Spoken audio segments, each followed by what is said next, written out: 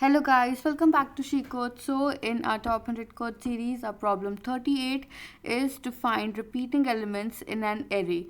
Okay, so in this problem what we have to do is we have to find all the repeating elements who are occurring more than one time in that array. Okay, for example, if you look at this array present on the screen, we have 10, 30 and 20 repeating. Okay, we have 10 two times, we have 30 two times, and we have 20 two times. That means that element is present more than one time. Okay, so we have to return such elements from the array. Now in Java, how you can perform or how you can solve this question, we can solve this question using two methods. Okay, the two methods are first using simple for loop, okay, and second method is using hash map. So using these two methods you can find out repeating elements in an array. How you can use these two methods, how you can apply these two methods, we will see this, we will learn that in this video. Okay, so in this video lecture we will see the first method, that is using loops, and in the coming next lecture, in the coming video, you will see how you can use hash map to find repeating elements in an array. Fine, so let's get started without any delay.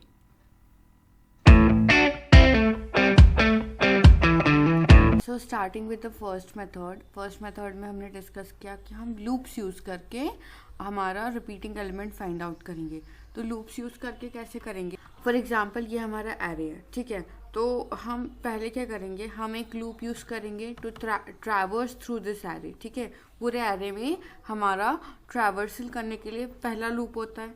Second loop में हम क्या करेंगे, हम हर element को उसके सारे previous elements के साथ चेक करेंगे. ठीक है, फॉर एग्जाम्पल अगर हम इस 4 की बात करें तो हम इस 4 को इसके पहले आने वाले सारे एलिमेंट्स, इसके पहले कौन एलिमेंट्स आ रहे हैं, 1 आ रहा है, 4 आ रहा है और ये 5 आ रहा है. अब हम इस 4 को इन सब के साथ चेक करेंगे और ये चेक करेंगे कि क्या एक भी बार ये 4 किसी प्रीवियस एलिमेंट से इक्वल में है कि नहीं. फॉर एग्जाम्पल अगर हम 1 और 4 को कंपेयर करेंगे तो 1 और 4 इक्वल नहीं है, मतलब कि इसका कोई डुप्लीकेट इस एरे में अभी तक प्रेजेंट नहीं है. उसके बाद हम 4 को वापस से सेकेंड, ये जो फर्स्ट एलिमेंट है इंडेक्स 1 पे जो एलिमेंट है 4, इसके साथ चेक करेंगे तो ये दोनों इक्वल है. इसका मतलब कि ये जो 4 है इसका एक डुप्लीकेट ऑलरेडी इस एरे में प्रेजेंट है. जब हमें इस 4 का डुप्लीकेट मिल जाएगा तो हम उस लूप को ब्रेक करके लूप से बाहर आ जाएंगे. ठीक है, this is the simple method which we will follow in our problem right now. Example अगर हम इंडेक्स 1 पे देखें, ठीक है, ये 4 है. अब इस 4 को अगर हम इसके प्रीवियस एलिमेंट्स के साथ कंपेयर करेंगे, इसके प्रीवियस एलिमेंट कौन है, 1 है, सिर्फ 1 है. 1 और 4 इक्वल है नहीं. दैट मीन्स इंडेक्स 1 पे जो 4 है इसका अभी तक इसका जो कोई डुप्लीकेट है वो इस एरे में प्रेजेंट नहीं है. 5, अगर हम 5 पे जाएंगे तो 5 को अगर उसके सारे प्रीवियस एलिमेंट्स के साथ चेक करेंगे तो अभी तक 5 का भी कोई डुप्लीकेट इस एरे में प्रेजेंट नहीं है. अब अगर हम 8 पे जाएं, हमने इस 4 का तो देख लिया, अब अगर हम 8 पे जाए, 8 को उसके सारे प्रीवियस एलिमेंट्स के साथ कंपेयर करेंगे तो उस टाइम तक भी 8 का कोई डुप्लीकेट प्रेजेंट नहीं है. फिर हम आ गए 1 पे, हमने 1 को उसके सारे प्रीवियस एलिमेंट्स के साथ कंपेयर किया. जैसे कि हमने सबसे पहले इस 1 पे गए, सबसे पहले स्टार्टिंग इंडेक्स 0 से होगी. अगर जैसे ही हमने 1 को इंडेक्स 0 वाले एलिमेंट 1 से कंपेयर करा तो वो उसका डुप्लीकेट एलिमेंट निकला, वो दोनों सेम निकले.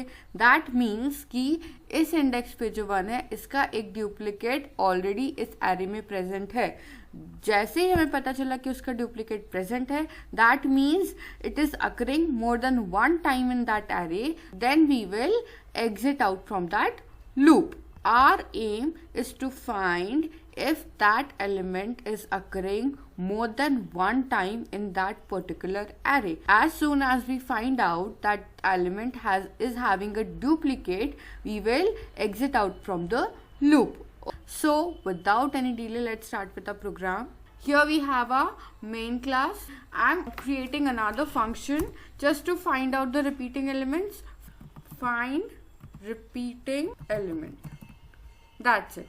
And it will take an array as its parameter. Done. Now inside this, first we will use a for loop which will traverse throughout the array. So int I is equal to 0.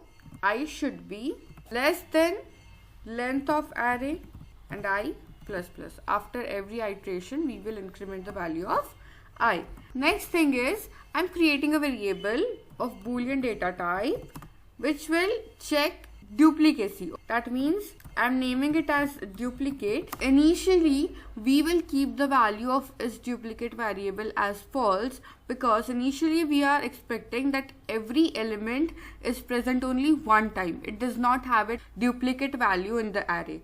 Now next thing is, again we are using for loop. Now in this for loop we will check if that element has its duplicate copy. For now we will take a variable j whose initial value will start from 0. It will go till the value of I. It should be less than I j plus.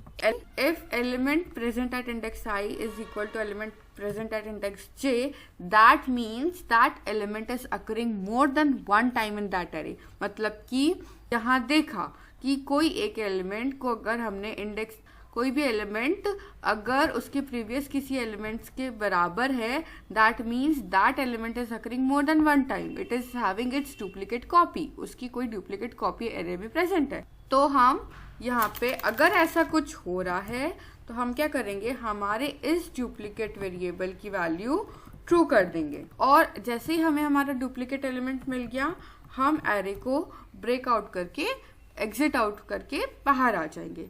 अब इसके बाद क्या करेंगे, हम एक if condition लगाते हैं.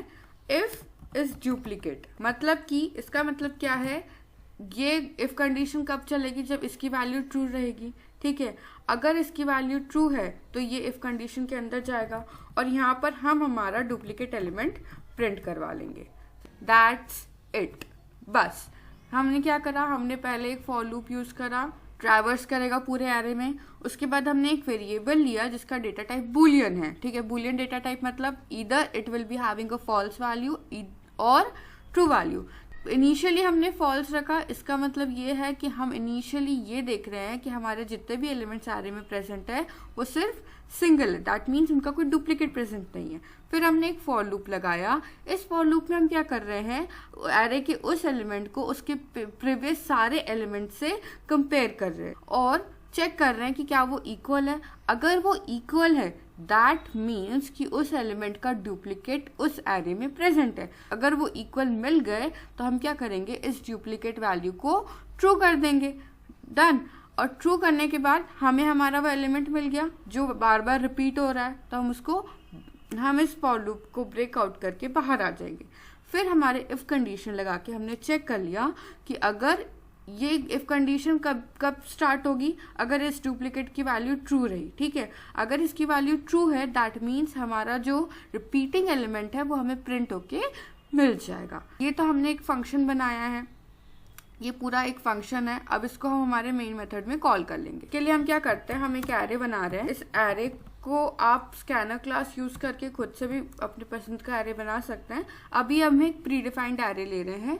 अब अगर आप ध्यान से देखें तो इसमें कौन सी रिपीटिंग एलिमेंट्स हैं, इसमें 4 रिपीटिंग है, 7 रिपीटिंग है, 5 रिपीटिंग है, 10 को भी रिपीटिंग बना देते हैं. तो हमारे 3 से 4 एलिमेंट्स रिपीटिंग है. हम हमारे इस फंक्शन को कॉल आउट करें. That's it. अब हम इसे रन करके देखते हैं कि हमारा जो प्रोग्राम है वो सही है कि नहीं, हमें हमारे रिपीटिंग एलिमेंट्स मिल रहे हैं कि नहीं मिल रहे. As you can see we got are repeating elements. जैसे कि हमने इधर एरे में देखा, हमारा 4 रिपीटिंग है, हमारा 5 रिपीटिंग है, 7 भी रिपीटिंग है और 10 रिपीटिंग है. This is how your program works. This is how the method works using loops to find repeating elements.